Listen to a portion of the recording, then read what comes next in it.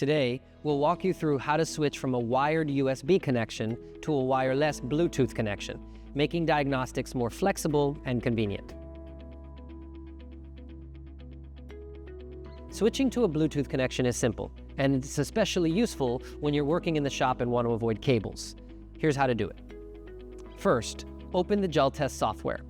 On the main screen, go to the Preferences menu and select Jaltest Link. Here, you'll see your interface information, including the current communication mode. You'll find two options, USB and Bluetooth. Select Bluetooth. After choosing Bluetooth, the software will prompt you to reboot the device to apply the changes.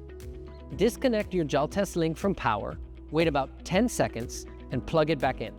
Once it reboots, the switch will be complete and your Bluetooth connection will be active. It's important to note that Bluetooth typically has a range of 20 to 25 feet in open spaces, though it can go up to 40 feet under ideal conditions. However, in a shop with metal equipment and walls, you may see a reduced range. For critical diagnostics tasks like bidirectional controls, we still recommend using the USB connection to ensure stable communication. To confirm the Bluetooth connection, you can run a connection test.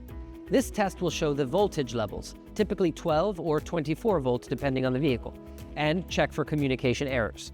If you encounter issues, the test results can help you identify whether the problem is with the vehicle, the cable, or the connection. Switching to Bluetooth is easy, and it gives you the flexibility to move around the shop. Thank you for watching, and remember, our support team is available if you have questions about using Bluetooth with Jaltest.